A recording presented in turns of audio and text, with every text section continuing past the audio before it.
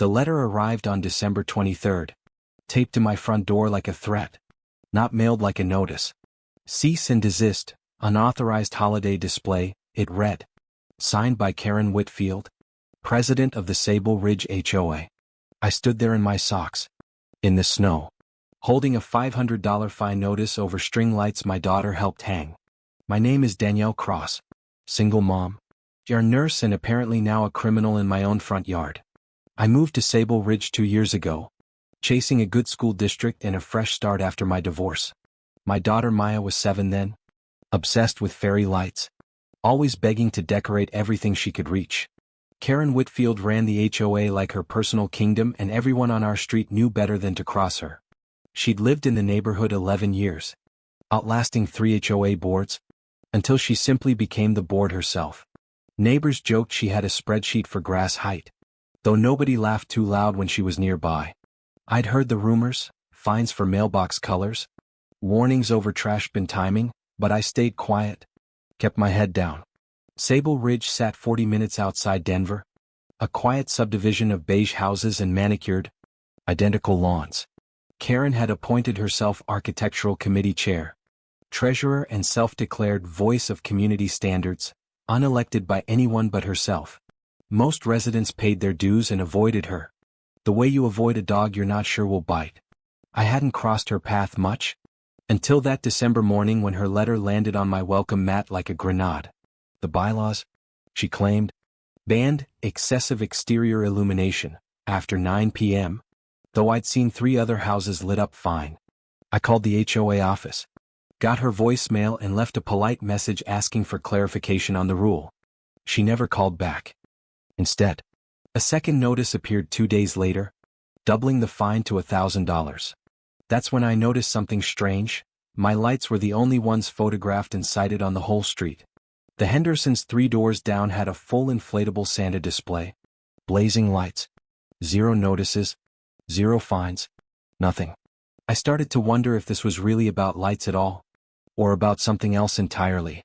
6 months earlier, I'd filed a noise complaint against Karen's teenage son for revving his truck at 2 a.m. She denied it publicly at a board meeting, called me confused, and I'd let it go rather than fight. Now I wondered if this fine was payback, dressed up in bylaw language to make it look official. 024, I decided not to argue with her directly. Instead, I started keeping records, photos, timestamps, every letter she sent. My coworker Priya, a paralegal on the side, told me HOAs love bullying people who don't know their rights.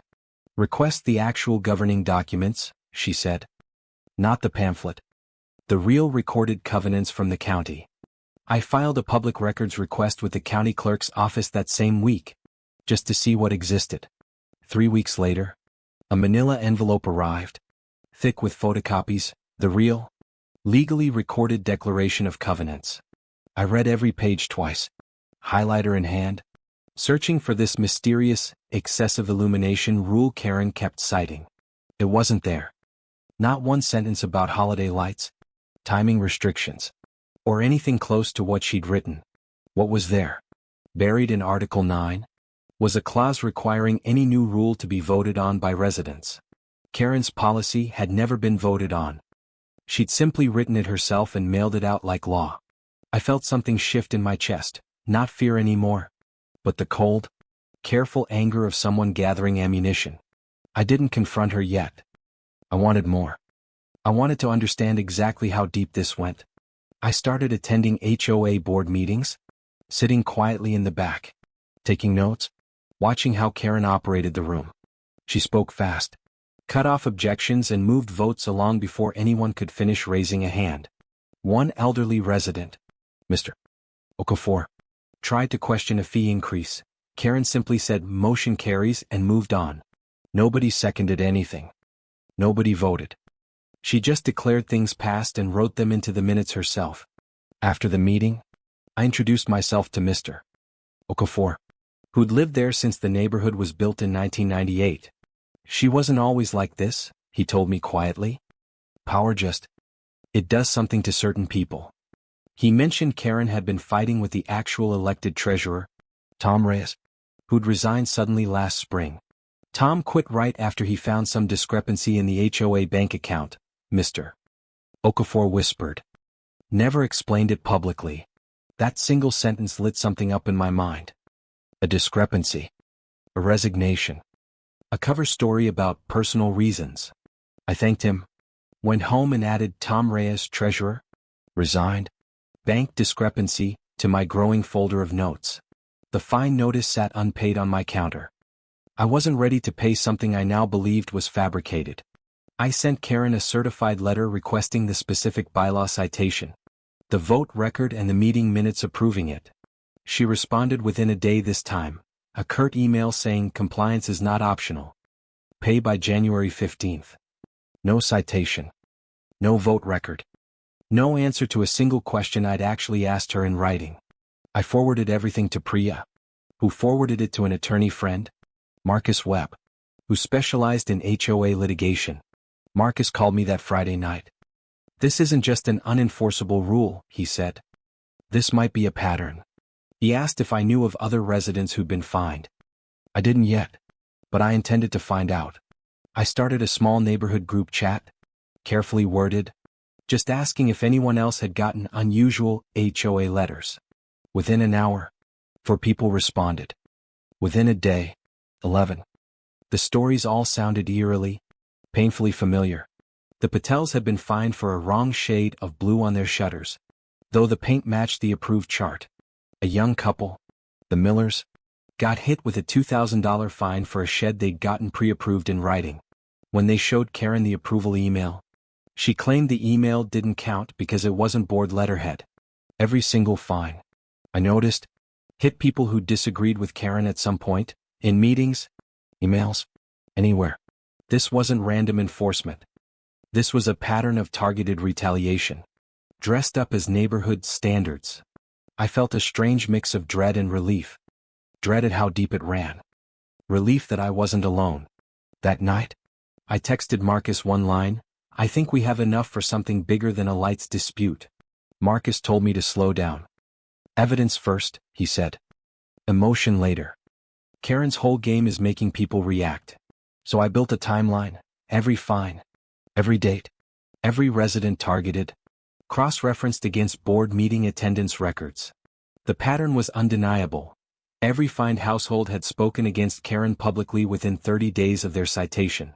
I printed it out, 12 pages, color-coded and mailed a copy anonymously to myself as a dated postal record. Priya called it building a paper trail a judge could follow blindfolded. I liked the way that sounded. Meanwhile, Karen escalated. A lien notice appeared on my property records. Attached without any hearing, any warning, any vote. Colorado law required a formal hearing before a lien could be filed. Marcus confirmed it violated state statute directly. She's not just breaking her own bylaws now, he said. She's breaking actual state law. That's different. I felt something cold settle in my stomach. This wasn't a nuisance dispute anymore. This was a legal war. I thought about Maya, asleep upstairs, oblivious that her fairy lights had somehow triggered a citywide legal storm. At the next meeting, Karen announced new beautification standards, conveniently timed right after our group chat had grown to 20. She looked directly at me while reading them aloud. I didn't flinch. I just kept taking notes. After the meeting, she cornered me by the coffee station. Some people just don't understand community, Danielle. Some people don't understand the law. Karen, I said quietly and walked away before she could respond. That was the first time I'd ever pushed back out loud. My hands were shaking, but my voice hadn't. 2 days later, someone slashed my garden hose and left a note, follow the rules or leave the neighborhood. I filed a police report immediately.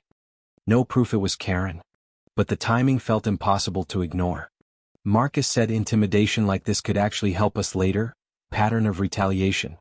Documented, dated, official record. I started locking my camera doorbell footage into cloud backup, just in case anything else mysteriously happened again. Mr. Okafor stopped me in the driveway one evening, looking nervous, glancing over his shoulder before speaking. There's more, he said. Tom Reyes didn't just find a discrepancy. He found missing money. Thousands of dollars. My stomach dropped. Missing money? From HOA dues. He nodded, then quickly walked back inside his house. I texted Marcus immediately, we might be looking at embezzlement, not just retaliation. Need to find Tom Reyes. Finding Tom wasn't easy, he'd moved out of state after resigning, cutting off contact with the whole neighborhood. Priya tracked him through a mutual LinkedIn connection and I sent a careful, respectful message explaining the situation. 3 days of silence. Then, finally, a reply, I've been waiting 2 years for someone to ask me this. Tom agreed to a video call. His face looked tired, relieved, like a weight he'd carried was finally lifting. I found about $40,000 unaccounted for, he said. Landscaping invoices that didn't match actual work performed anywhere. He'd confronted Karen privately. She'd threatened to ruin his reputation in the neighborhood if he went public. He resigned instead. Scared, exhausted, choosing peace over a fight he didn't think he could win alone. I have the original spreadsheets, Tom said. I never deleted them. I just never knew what to do. He sent the files that night. 40 pages of numbers that painted a very different picture of Karen Whitfield. Marcus stayed up reviewing them, then called me at midnight. Danielle, this isn't a civil case anymore. This is criminal. I couldn't sleep. I sat at my kitchen table staring at those spreadsheets until the sun came up. The invoices were from a landscaping company called Greenscape Solutions, a company that, oddly, had no public listing anywhere. Priya dug deeper and found something that made my hands go cold. Greenscape Solutions was registered to Karen's own address. Karen Whitfield had been paying herself, through a shell company, using HOA dues collected from her own neighbors.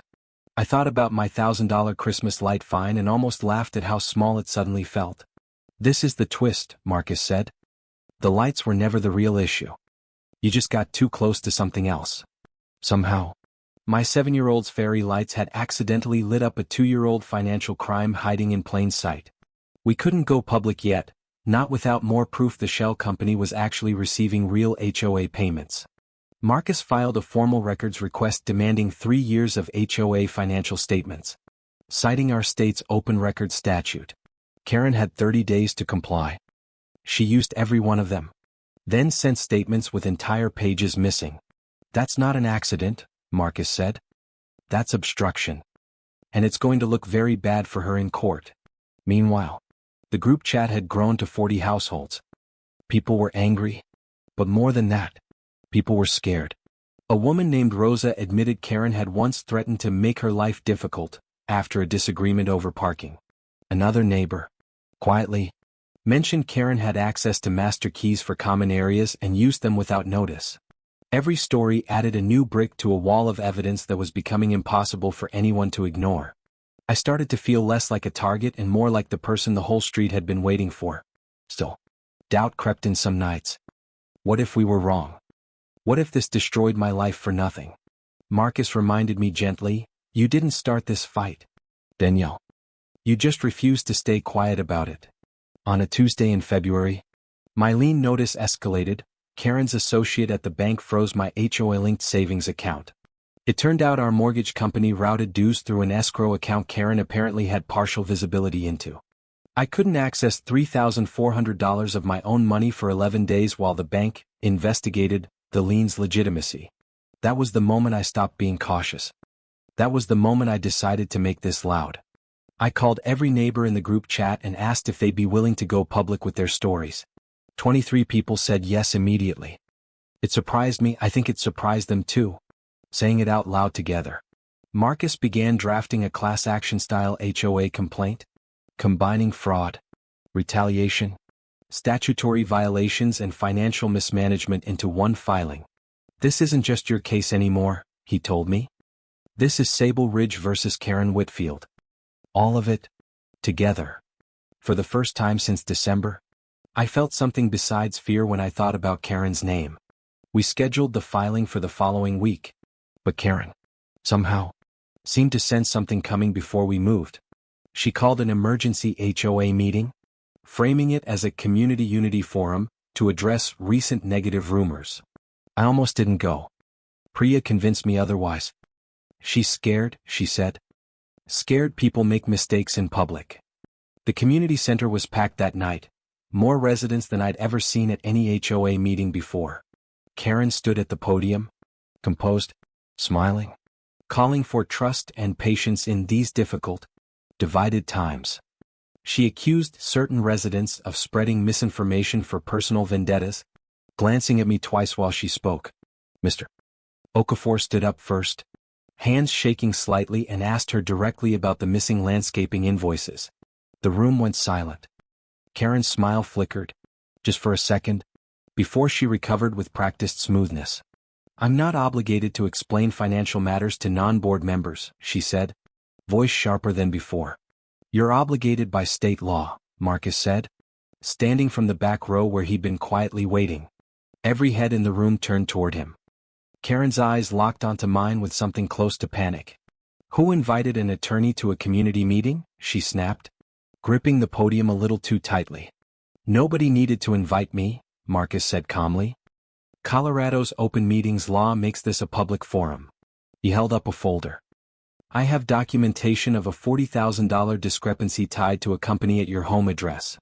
Gasps rippled through the crowd. Someone near the front actually stood up and said, I knew it. I knew it. Karen tried to laugh it off. This is absurd. This is a coordinated attack from disgruntled residents. Then you won't mind explaining Greenscape Solutions, Marcus said, since it's registered under your own name and address. The color drained from her face. For the first time in 11 years, Karen Whitfield had no scripted response. She excused herself abruptly, citing a family emergency, and left the building through a side door, alone. The meeting dissolved into chaos, people talking over each other, comparing finds, sharing stories that had stayed silent too long. That night, I drove home shaking, not from fear this time, but from something closer to disbelief and relief.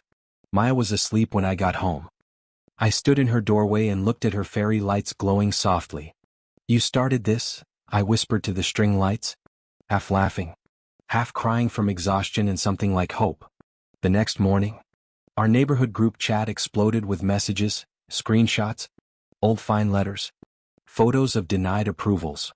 Rosa found an old email where Karen had approved a fence for her own son but denied identical requests twice. The Millers found their shed approval email again, this time forwarding it to 3 local news stations, just in case. Marcus called to say Karen's attorney had reached out, offering to quietly resolve my fine if I dropped everything. They want this to disappear before discovery starts, he explained. That's not an offer. That's a confession. I told him no. Quiet wasn't an option anymore. Not after everything the neighborhood had shared with me. 2 days later, the county assessor's office confirmed Greenscape Solutions had received over $180,000 across 3 years. Not $40,000. Tom's spreadsheet had only covered the year he'd worked as treasurer. The real number was far worse. Marcus filed the full complaint that Friday: fraud, breach of fiduciary duty, retaliation and violation of open meetings law. The local news picked it up within 48 hours. HOA president accused of $180,000 fraud scheme in Sable Ridge. Karen's face was in the headline photo, the same composed, practiced smile she wore at every single meeting. Comments flooded in from other neighborhoods, other cities, people sharing eerily similar stories about their own HOA boards. I did one interview. Brief, careful, focused on the facts, not emotion. Marcus had coached me well. This started over Christmas lights, I told the reporter. It ended somewhere none of us expected it to go. That line got clipped into every broadcast. Christmas lights lawsuit exposes alleged HOA fraud became the story's headline everywhere. Karen went silent publicly. No statements. No denials. Just a lawyer speaking briefly outside her house on camera.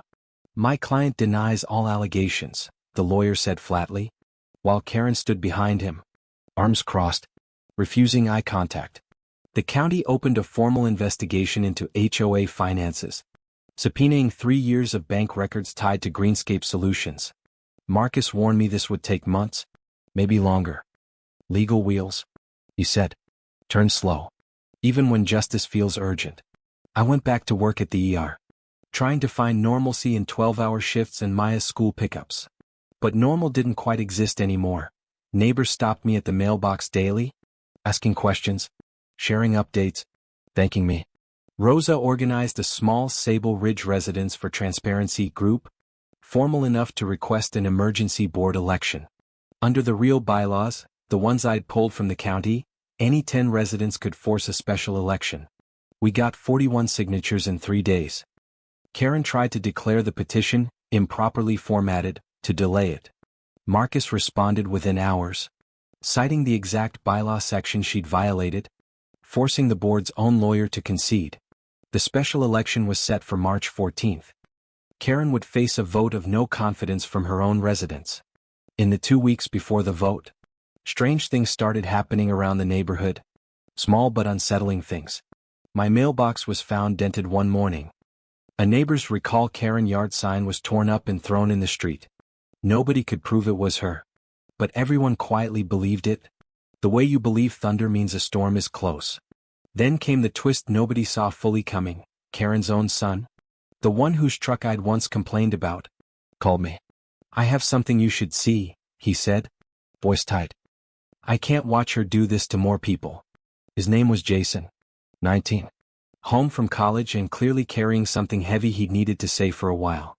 He showed me texts from his mother, discussing how to handle the discrepancy before the county investigation went further. One message read, "Just say the invoices got lost in the move. Nobody will check that far back." Another, more damning, "If Tom talks, we say he was fired for incompetence. Make it his word against ours." Jason had screenshots dated months before Tom even resigned, proof Karen had planned the cover story in advance. "She's my mom," Jason said quietly. "But what she did to Mr. Riss, to you, to everyone, it's not okay." I thanked him, told him this took real courage, and immediately forwarded everything to Marcus without hesitation. "This changes everything," Marcus said. "Premeditation. Conspiracy to defraud. This isn't sloppy bookkeeping anymore, Danielle. This is intent." The county investigator, a sharp, no-nonsense woman named Detective Alvarez, requested a formal interview with me the following week. I brought every file, the timeline, the fine letters, the lien notice, Tom's spreadsheets, Jason's screenshots, all of it. Alvarez barely spoke during the 2-hour interview, just nodded, took notes, occasionally raised an eyebrow at certain documents. "You built a stronger case than some of my junior detectives could," she said at the end, almost smiling. 3 days before the election, Karen sent a neighborhood-wide email, her first public statement in over a month. "I have dedicated 11 years to this community," it read. "I am the victim of a targeted smear campaign." She claimed Tom Reyes had personally embezzled funds and framed her before quitting to avoid accountability himself. It was a bold lie, and for a moment, I worried it might actually work on people who hadn't seen everything. But Tom, watching from out of state, had one more card left to play, and he played it perfectly. He released his original, timestamped spreadsheets publicly, alongside bank statements showing Greenscape Solutions payments predating his own tenure. The timeline was airtight. Karen's shell company had been paid before Tom even joined the board as treasurer. She couldn't have framed him for something that started before he arrived. The lie collapsed within hours of posting. Local news ran a follow-up story. HOA president's cover story unravels as financial timeline contradicts her claims. Election day arrived cold and bright. The community center parking lot was fuller than I'd ever seen it before. Residents lined up early, some I'd never even spoken to, all holding ballots for the recall vote. Karen showed up too, sitting alone near the back. No allies beside her. No board members willing to be seen near her. Jason wasn't there. He told me privately he couldn't watch his mother lose everything, even knowing she deserved it. The vote count took 2 hours. Rosa read the results aloud, her voice shaking slightly with the weight of it. For removal, 187. Against removal, 12. The room erupted, not cheering exactly, more like a collective exhale of relief. Karen sat frozen for a moment, then stood, walked out without a word, without looking at anyone in the room. It wasn't over legally, not even close, but symbolically, that vote felt like the first real crack in her armor. A new interim board was elected on the spot, Mr. Okafor as president, three others as members. Their first official act was authorizing full cooperation with Detective Alvarez's ongoing county investigation into the missing funds. My lien was voided within a week. My fine dismissed formally. My frozen savings finally released back to my account. But money couldn't undo 11 weeks of stress. Of watching my daughter's innocent fairy light spiral into a legal war. Marcus told me the criminal case would take months to build, but the civil case looked overwhelmingly strong already. In April, the district attorney's office formally charged Karen Whitfield with felony embezzlement and fraud, exceeding $180,000 in losses. She was released on bond, ordered to surrender her passport and barred from any HOA leadership role statewide, permanently. The neighborhood, meanwhile, began healing in small ways: a spring cleanup day, a potluck, actual conversations at mailboxes. Rosa organized new bylaws, properly voted on this time, with real transparency requirements and financial audits built in. I helped write the section on holiday decorations myself. Deliberately vague, deliberately generous, deliberately never weaponizable again. Tom flew back for the community meeting where the new bylaws passed, receiving a standing ovation he clearly hadn't expected. I should have spoken up 2 years ago, he told the room, voice breaking slightly. I'm sorry it took this long. Nobody blamed him. Everyone understood, better than most, exactly how hard it was to stand against someone like Karen. Jason came to that meeting too, sitting quietly near the back, and afterward, Mr. Okafor shook his hand warmly. Takes courage to do what you did, Mr. Okafor told him. Your mother should be proud. Even if she isn't. Karen's trial was scheduled for late summer. I wasn't sure I'd testify, but Marcus said it was likely I would. In the meantime, life in Sable Ridge felt lighter, like a held breath finally released after months of pressure. Maya asked if she could put lights up early that year, in July. Just because. I said yes without hesitation. We hung them together on the porch, laughing. No fear this time of a letter taped to the door. A neighbor walking by paused, smiled and said, "Those lights look great, Danielle." No notes. We both laughed harder than expected. In August, the trial began. I sat in the gallery the first day, watching Karen enter in a gray suit, expressionless. The prosecution laid out the timeline methodically: the shell company, the falsified invoices, the retaliation pattern against dissenters. When I testified, I kept my voice steady, focused on facts, dates, documents, exactly the way Marcus had prepared me. The defense tried to paint me as a disgruntled resident with a personal vendetta, but the paper trail spoke louder. Jason testified too, visibly shaking, but clear and honest about the text, the cover story, the planning beforehand. Karen never took the stand herself. Her lawyer advised against it, and honestly, by then, there wasn't much to say. The jury deliberated for 6 hours. When they returned, the courtroom went completely, painfully silent, waiting. Guilty on all counts, the foreperson said. Karen's face didn't move, but her lawyer's hand went briefly to her shoulder. Sentencing came a month later, 4 years in state prison, restitution of $187,000 and a lifetime HOA leadership ban. As she was led out of the courtroom, Karen looked back once, not at me, but at Jason, who looked away. I felt no triumph in that moment, only a quiet, tired relief that it was finally, completely over. Outside the courthouse, Tom, Rosa, Mr. Okafor and a dozen neighbors were waiting, not for a party, just for closure. We did this together, Mr. Okafor said, and for the first time, it actually felt true. All of it, together. Jason moved out of state that fall, said he needed distance to rebuild something separate from his mother's name. He texted me once, months later, "Thank you for not treating me like her. That mattered more than you know." Sable Ridge elected new board members every year now. Term limits enforced. Financial audits public. No single person controlling everything. My daughter's Christmas lights still go up every December. A little brighter each year. A quiet reminder of what one small fight uncovered.